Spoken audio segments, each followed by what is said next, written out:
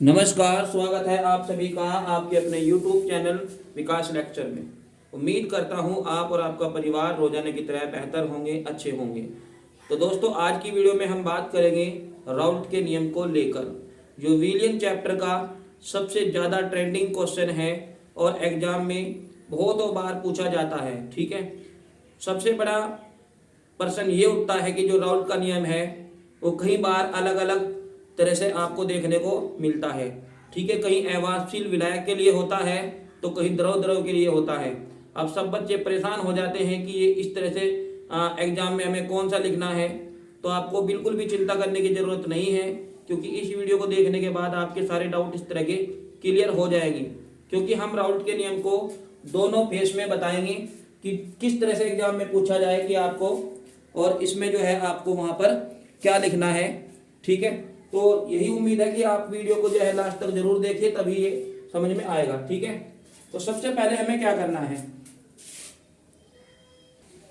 तो सबसे पहले हम जान लेते हैं कि जो राउल्ट है ये फ्रेंच वैज्ञानिक हैं और सन 1886 ईस्वी में इन्होंने राउल्ट के नियम को दिया था। ठीक है, विलियम से संबंधित जो राउल्ट का नियम है उसको इन्होंने 1886 में दिया था। ठीक है, इनका पूरा नाम मेरी राउल्ट है, याद रखिएगा। ठीक है, ये भी आपको पता होना चाहिए। अब हम इसकी जो डेफिनेशन है वो दो तरह से देखते हैं। तो पहले हमें इसको यहाँ पर देखते हैं कि किसी निश्चित ताप पर अवांछित विलेय युक्त विलयन का वाष्प दाब उसमें उपस्थित विलायक के मोल अंश के समानुपाती होता है। ठीक है, इस थ्योरी का क्या मतलब है, एक बार फिर से समझिए। निश्चित ताप का मतलब है कि मान लीजिए आपके पास कोई पात्र है। ठीक है, मान लीजिए आपके पास ये एक पात्र है और इस पात्र में हमने कोई विलियन लिया है। ठीक है, इस पात्र के अंदर हमने कोई विलियन लिया है। तो जब आप इसको गर्म करोगे तो वो जो टेम्परेचर जिस पर आप इसको गर्म कर रहे हो वो निश्चित होना चाहिए। ठीक है, यही मतलब है निश्चित ताप पर। तो निश्चित ताप पर अवांछित विलेय। अब ये अवांछित क्या है, अवांछित का मतलब है कि जब आप कोई विलयन तैयार कर रहे हो तो वो वाष्पशील नहीं होना चाहिए, क्योंकि जब वो वाष्पशील होगा और आप उसको गर्म करोगे तो वो तो वाष्प में बदल जाएगा और आपके पास कुछ भी नहीं बचेगा। तो इसका मतलब वो अवाष्पशील होना चाहिए। अवाष्पशील का मतलब ये है कि जिसको वाष्प में बदला तो जा सके लेकिन तुरंत ना बदला जा सके। ठीक है, तो उसका मतलब है अवाष्पशील विलेय। और आपको ये बात बहुत अच्छे से पता होना चाहिए कि विलयन के अंदर एक तो होता है विलेय, ठीक है, जिसकी मात्रा कम होती है, और एक होता है विलायक की मात्रा विलयन में अधिक होती है। ठीक है, तो अवांछित विलेय युक्त विलयन का, यानी कि ऐसा विलयन जिसमें कोई अवांछित विलेय घोला गया हो। क्लियर है ये बात? ठीक है, तो विलयन का वाष्प दाब उसमें उपस्थित विलायक के मोल अंश के समानुपाती होता है। मान लीजिए मेरे पास विलयन का वाष्प दाब, माना यहां देखते हैं, माना विलयन का वाष्प दाब P है। ठीक है, इस नियम को देखो, गणितीय रूप में लिख रहा हूं मैं कि मान लो विलयन का जो वाष्प दाब है वो क्या है, वो P है। अब उसमें उपस्थित विलायक के मोल अंश, अब विलायक के मोल अंश मान लो मेरे पास विलेय तो है A और विलायक है B। अब जब विलेय A है और अगर हम विलेय के वाष्प दाब की बात करेंगे तो ये Pa है, और अगर विलायक के वाष्प दाब की बात करेंगे तो ये Pb, और अगर हम विलेय के मोल अंश की बात करें तो ये Xa, और अगर हम विलायक के मोल अंश की बात करें तो Xb। बताओ, इतनी कोई दिक्कत है क्या इसमें? भाई विलेय के लिए A और विलायक के लिए B। वाष्प दाब की अगर बात कर रहे हो तो Pa, मोल अंश की बात कर रहे हो विलेय के लिए तो Xa, और ऐसे ही विलायक, अगर विलायक में आप वाष्प दाब की बात करोगे तो Pb और मोल अंश की बात करोगे तो Xb, कोई दिक्कत नहीं। इसके बाद परिभाषा के अनुसार क्या कह रहा है कि विलायक के मोल अंश, अब विलायक का मोल अंश क्या है, Xb, तो जो मोल अंश है विलायक का वो उसके क्या होता है, वो समानुपाती होता है। समानुपाती का मतलब इस तरह से आप इसको गणित के रूप में लिख सकते हो। बताओ, इतनी सी बात आपकी समझ में आ गई होगी। अभी इसके बाद क्या करना है, विलयन का वाष्प दाब उसमें उपस्थित विलायक के, अब भाई विलायक Xb है तो विलायक के मोल अंश के समानुपाती होता है। ये इतनी सी बात आपको यहाँ पर ध्यान रखनी है।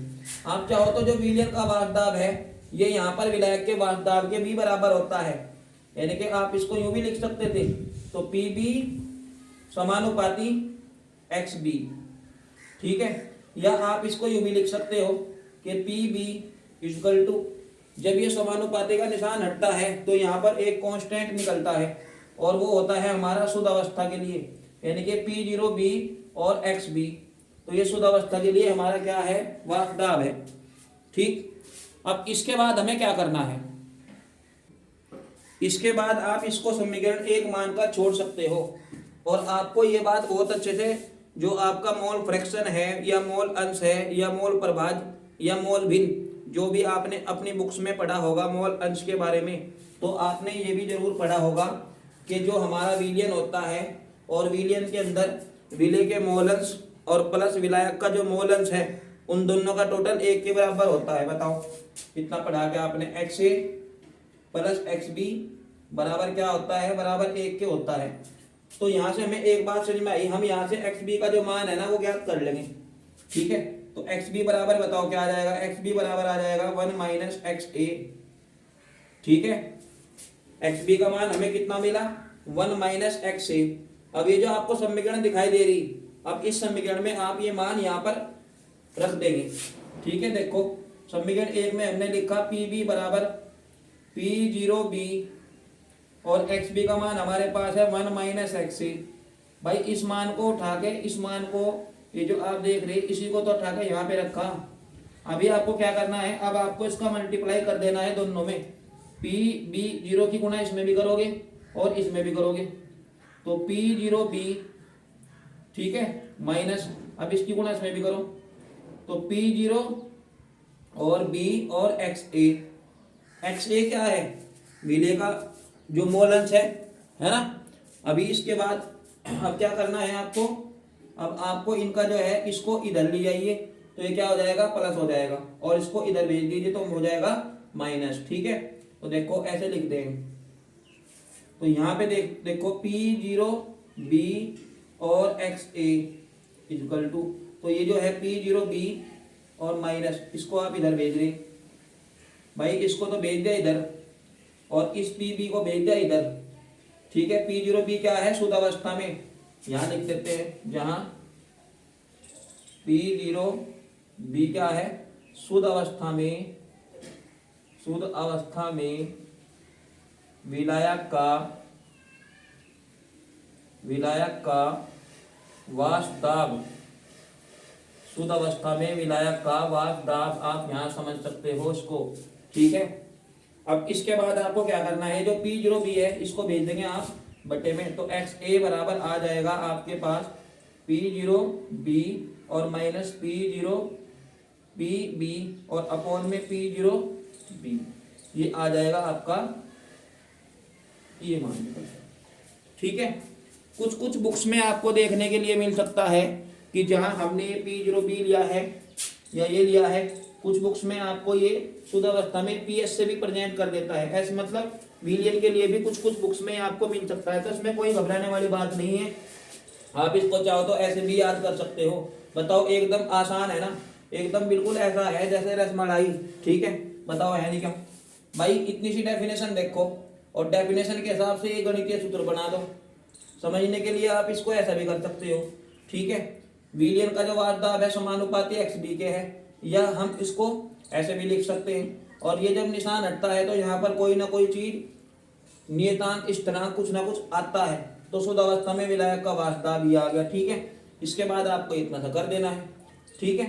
तो जहाँ अच्छा एक चीज और समझ में आ रही है आपके, अगर आप चाहो तो जो एक्स ए का मान है, अगर आप चाहो तो एक्स ए का मान क्या होता है बताओ, एक्स ए का मान होता है जो हमारा मोल अंश है। अब मोल अंश क्या है, यानी कि एन ए, जहाँ चलो हम इसको यहाँ पे लिख रहे हैं, जहाँ एक्स ए बराबर क्या है, एन ए बटे N A plus N B, N A plus N B, ठीक है। अब एन ए क्या है, विलय के मोल, एन बी क्या है, विलायक के मोल। तो आप इसको ऐसे भी लिख सकते हो, न्यूमेरिकल्स में ना इस तरह की समस्या खड़ी हो सकती है, तो कोई दिक्कत नहीं, ठीक है। आप इसकी जगह ये भी लिख सकते हो। तो चलो पी जीरो बी और पी बी के बारे में लिख रहे हैं, जरा देखो, P zero B minus P B, ये क्या है और ये क्या है, ठीक है, P0B माइनस PB। तो ये क्या है, वाष्प दाब में अवनमन, और P0B क्या है, शुद्ध अवस्था में विलायक का वाष्प दाब। तो उम्मीद करता हूँ कि ये डेफिनेशन आपको बहुत अच्छे से समझ में आ गई होगी, और जो इसका हमने गणितीय रूप लिया है वो भी आपको बहुत अच्छे से समझ में आ गया होगा, ठीक है। अगर अवनमन के लिए लिखवाता है एग्जाम में तो आपको इतना कर देना है, और अगर दो द्रव द्रव के लिए लिखवाता है तो अब हम आपको इसका सेकंड स्टेप बता रहे हैं, सेकंड डेफिनेशन जो है इसकी बता रहे हैं, ठीक है। आपने इसके जैसी बहुत सारी वीडियो देखी होंगी, लेकिन कोई भी जो यूट्यूबर है वो आपको दोनों डेफिनेशन के बारे में एक साथ नहीं बताएगा, ठीक है। तो हम यहाँ पर दोनों चीजें जो है आपको क्लियर करा रहे हैं एक ही वीडियो में, तो आपको अलग अलग इसको नहीं पढ़ना पड़ेगा, ठीक है। और आपको कोई भी दिक्कत इसमें नहीं आनी चाहिए, क्योंकि एकदम आसान डेफिनेशन हमने यहाँ पर इसकी लिखी हुई है। अब आपको क्या करना है, इसका स्क्रीनशॉट ले लीजिए, फिर इसकी जो सेकंड वाली डेफिनेशन है उसको पढ़ेंगे। और इसके साथ ही साथ एक बात और ध्यान रखिएगा, आपको केवल एग्जाम में एक ही डेफिनेशन लिखनी है, दोनों नहीं लिखनी है, ठीक है। आप अपनी नॉलेज के हिसाब से, समझने के हिसाब से दोनों को समझ सकते हो, लेकिन एग्जाम में आपको केवल एक ही चीज वहां पर दिखानी है, ठीक है। अब समझते हैं इसका सेकंड पॉइंट। तो अब आप देखो जरा, द्रव द्रव विलयन के लिए, यानी कि अगर मान लो आपके पास दोनों ही विलयन में विलायक भी और विलेय भी दोनों क्या हो, द्रव हो। अगर द्रव द्रव के लिए आपसे कोई डेफिनेशन के लिए डिमांड करता है तो आप उसको इस तरह से बताओगे, ठीक है। देखो, किसी निश्चित ताप पर द्रव द्रव विलयन में उपस्थित किसी घटक या विशेष घटक का आंशिक दाब उस घटक के मोल अंश के समानुपाती होता है। वहां क्या था, वहां विलयन का जो वाष्प दाब था, ठीक है, वो कहीं ना कहीं विलायक के वाष्प दाब के समानुपाती था।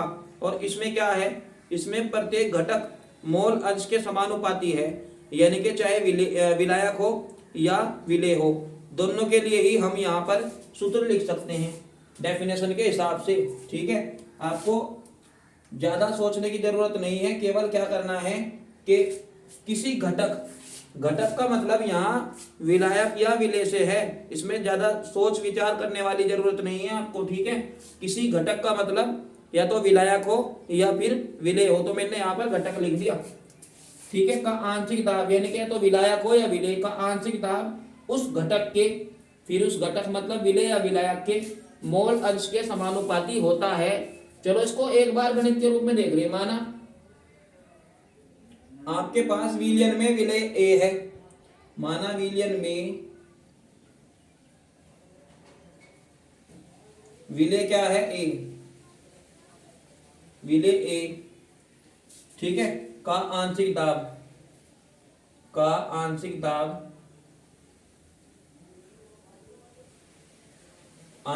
है PA, ठीक है।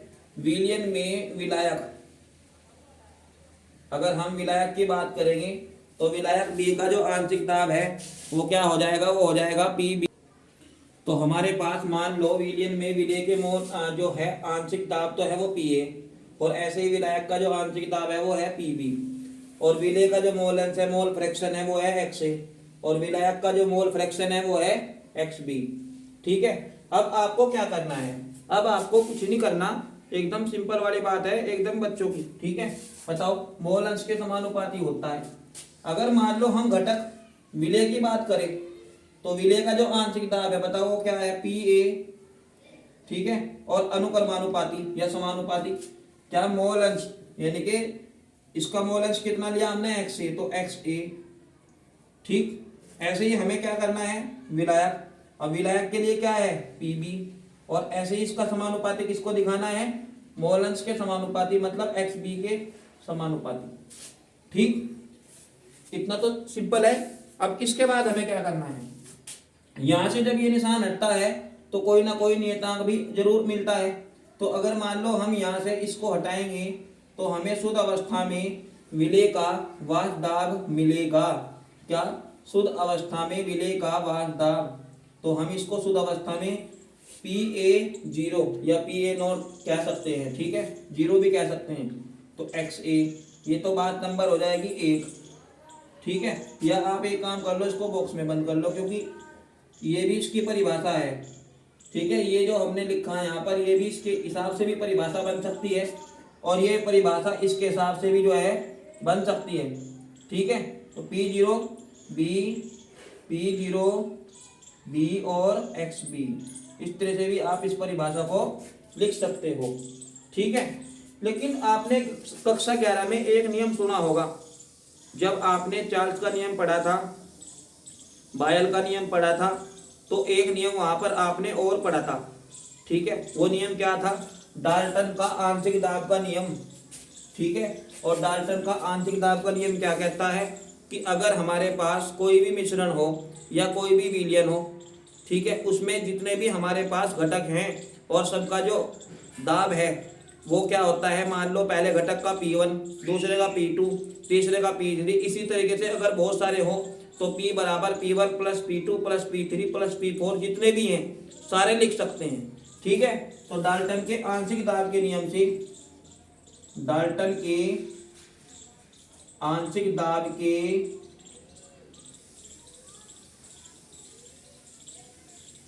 नियम से, अब ये डाल्टन का आंशिक दाब का नियम क्या कहता है कि P बराबर P1 plus P2 plus P3 plus जितने भी हैं सारे के सारे लिखे जा सकते हैं।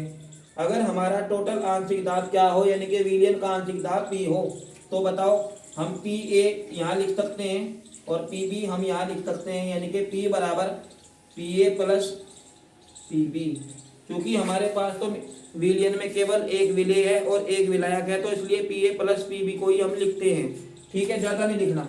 अब इसके बाद आपको क्या करना है, P इक्वल टू जो हमारे पास PA का मान है उसको भी लिख देंगे, और जो हमारे पास क्या है PB का मान है उसको भी हम लिख देंगे। ठीक है, मैं यहाँ लिख देता हूँ इसको, देखो। तो आप क्या करेंगे, P बराबर P1 का मान तो आपने लिख दिया PA, और आपने ऐसे ही PB लिख दिया। अब PA का मान कितना है आपके पास, PA0, तो P इक्वल टू PA0 और इंटू XA प्लस ऐसे ही PB के लिए भी आप लिख देंगे P0B और इंटू XB। तो ये आपको पूरा फॉर्मूला याद करना है, और इसके ऊपर आपको न्यूमेरिकल्स भी बहुत सारे मिलेंगे। ठीक है, NCERT के जो न्यूमेरिकल है वो भी इसके ऊपर आपको देखने को जो है मिल जाएंगे। अब इसके बाद बनाते हैं इसका ग्राफ। ठीक है, इतना तो समझ में आ गया होगा। अब देखो, अब इसके हम ग्राफ को बनाएंगे जरा। अब हमारे पास ये एक ग्राफ है, और ये बात आपको बहुत अच्छे से पता है कि जो हमारा ग्राफ होता है उसमें एक तो होता है x अक्ष और एक होता है y अक्ष, और y अक्ष हमेशा ऊर्ध्वाधर दिशा में लिया जाता है y अक्ष, और x अक्ष लिया जाता है आपका क्षैतिज दिशा में x अक्ष। ठीक है, खैर जो हमारा y अक्ष है उसके लिए तो हम लेंगे यहाँ पर वाष्प दाब, और जो हमारा x अक्ष है उस पर लेंगे हम मोल फ्रैक्शन, यानी कि मोल अंश कह लो या मोल प्रभाज कह लो या मोल भिन्न कह लो। ठीक है, तो ये इतना ध्यान रखेंगे आप। अब इसके बाद आपको एक बात और ध्यान रखनी है, यहाँ आपको एक बात ध्यान ये रखनी है कि जो हमारा XA प्लस XB बराबर होता है, यानी कि XA प्लस XB बराबर क्या होता है, XA प्लस XB बराबर होता है 1। ठीक है, अब ये राउंड का नियम हमें यहाँ एक ग्राफ के आधार पर यूज करके देखना है। ठीक है, अब तो मुझे एक बात बताओ, अगर मान लो हमारे पास एक निश्चित ताप पर कोई भी, तो अब हमें क्या करना है, अब हमें अगर मान लो विलयन है और विलयन आपने इस बर्तन में ले रखा, ठीक है, और विलेय है A और विलायक है B। अब आपने विलेय और विलायक दोनों को इस बर्तन में घोल रखा है। ठीक है, अब हमें क्या करना, ग्राफ को बनाने के लिए या तो विलयन में पूरी तरह से विलेयी होना चाहिए या पूरी तरह से विलायक होना चाहिए। ठीक है, अगर मान लो हमारे पास विलयन में पूरी तरह से x है कुछ ना कुछ, मतलब अगर XA का मान हम यहाँ 1 रख देंगे तो ये मान हमें बताओ 0 नहीं रखना पड़ेगा क्या, क्योंकि भाई हमारा जो XA प्लस XB का मान है वो हमें 1 के बराबर रखना है। ठीक है, तो अगर हमने वही 1 यहाँ रख दिया, और तो इसको तो हमें 0 रखना ही पड़ेगा, क्योंकि जब भी तो 1 बराबर 1 हो सकता है। तो हम सबसे पहले यहाँ अगर हम केवल एक्स ए की बात करें तो एक्स ए का मान अगर 1 है तो एक्स बी का मान आपको 0 रखना पड़ेगा। ठीक है, एक्स बी इसका मान आपको 0 रखना पड़ेगा। और मान लो अब आपके पास एक्स ए का मान 1 है, और जब आप एक्स ए का मान क्या करोगे, घटाना शुरू करोगे, यानी कि एक्स बी का मान बढ़ाना शुरू करोगे।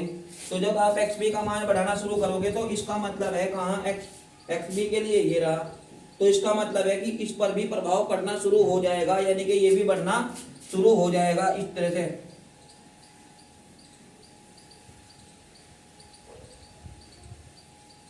और जब आपके पास इसका मान मैक्सिमम हो जाएगा तो यानी कि एक्स बी का मान आपके पास 1 हो जाएगा, और ये आपको तब तक घटाना है जब तक इसका मान पूरी तरह से 1 नहीं हो जाता। ठीक है, यानी कि जब एक्स बी का मान क्या हो जाएगा, 1 हो जाएगा, तो आपको देखना है जब एक्स ए का मान 1 था और जैसे जैसे आप इसका मान बढ़ाते जाओगे, यानी कि एक्स बी का मान बढ़ाते जाओगे, और मैक्सिमम बढ़ाने के बाद एक्स बी का मान जब आपको 1 मिलेगा तो ये समझ लीजिए कि जो पी बी 0 है इसका मान मैक्सिमम है। इसका मान क्या है, मैक्सिमम है।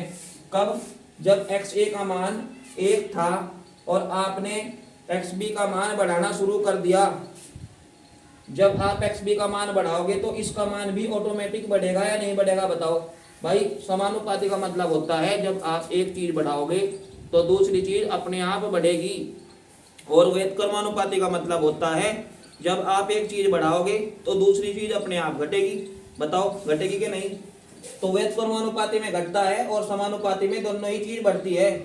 जब आप एक्स बी का मान बढ़ाना शुरू करोगे तो पी 0 बी का मान अपने आप आपको बढ़ता हुआ दिखाई देगा। ठीक है, और एक बात और बताओ, जब आपने एक्स बी का मान 1 कर दिया, मैक्सिमम कर दिया, तो भाई आपको जो एक्स ए का मान है ना वो क्या मिल रहा, वो मिल रहा है आपको 0। ठीक है, और जब आप इसका मान बढ़ाना शुरू करोगे, जब आप इसका मान बढ़ाना शुरू करोगे तो बताओ किसका मान बढ़ जाएगा। जब आप इसका मान बढ़ाना शुरू करोगे तो बताओ किसका मान बढ़ेगा। पर जब आपने एक्स ए का मान बढ़ाया, यानी कि एक्स ए का मान बढ़ाकर आपने 1 कर दिया, तो किसका मान बढ़ा, बताओ। देखो पी ए का मान बढ़ा के नहीं बढ़ा, यानी कि यहाँ 0 दिखा सकते हो आप शुद्ध अवस्था में P0A।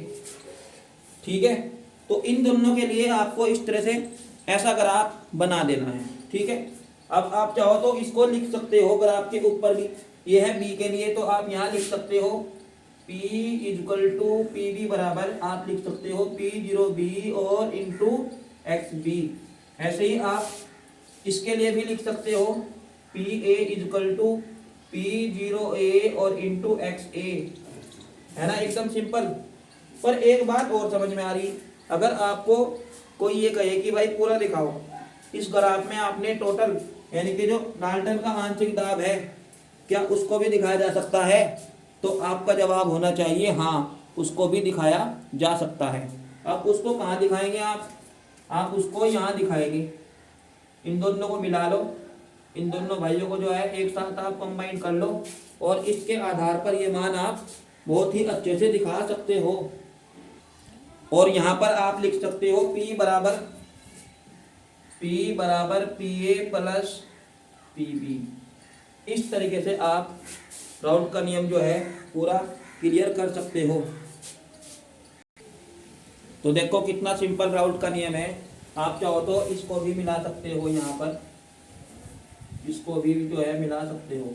बताओ इसमें कोई घबराने वाली बात है क्या भाई। जब एक्स ए का मान आपके पास 1 था और जब आप एक्स बी का मान बढ़ाना शुरू करोगे तो बताओ इसका मान ऑटोमेटिक बढ़ता जाएगा, नहीं बढ़ता जाएगा। और जब आप इसका मान बढ़ा दोगे बहुत ज़्यादा, यानी कि एक्स बी का मान आप 1 कर दोगे तो एक्स ए का मान तो ऑटोमेटिकली 0 हो जाएगा। क्यों हो जाएगा 0? क्योंकि अगर मान लो आपने इसका भी मान 1 कर दिया, इसका भी मान 1 कर दिया, तो ये तो दोनों ही 1 1 2 हो जाएंगे, और 2 आपको करना नहीं, क्योंकि जो हमारा मोल भिन्न है या मोल अंश है वो क्या कहता है कि इसमें एक्स ए और प्लस एक्स बी का जो मान है टोटल वो 1 के बराबर होता है। तो आप ऐसा तो कर ही नहीं सकते। अगर आपने पूरी तरह मान 1 इसको दे दिया तो ये तो ऑटोमेटिकली 0 रहेगा। ठीक है, तो जब एक्स ए का मान 0 था और आपने एक्स बी का मान बढ़ाना शुरू कर दिया तो ये तो होगा पी बी के लिए ग्राफ, ऐसे ही पी ए के लिए ग्राफ कैसे बनाएंगे, जब एक्स ए का मान 0 है या एक्स बी का मान 1 है, और जब आप एक्स ए का मान बढ़ाना शुरू करोगे इधर से, तो मैक्सिमम मान पी ए का मान मैक्सिमम हो जाएगा। तो इस तरह से आप इसके लिए दोनों ग्राफ बना सकते हो। बताओ सिंपल, ठीक है। आपको यूं चलना है और यूं चलना है। और अगर आपको कोई कहे कि टोटल जो हमारा टोटल दाब है उसका भी हमें ग्राफ बनाना है, तो हम उस टोटल ग्राफ को यहाँ शो कर सकते हैं, ठीक है। तो उम्मीद है कि आपको दोनों डेफिनेशन बहुत अच्छे से समझ में आ गई होगी, ठीक है। और आपको एक बात और बता दूं, जब आप राउल्ट का नियम पूरी तरह से क्लियर कर लेंगे, इसके बाद आपको आदर्श विलयन और अनादर्श विलयन, धनात्मक विचलन और ऋणात्मक विचलन भी समझ में आना चाहिए, तभी इसका पूरा कॉन्सेप्ट आप बहुत अच्छे से समझ पाएंगे। तो आज की वीडियो में केवल इतना ही, ठीक है। फिर एक नए टॉपिक के साथ मुलाकात होगी, तब तक के लिए बाय, ओके।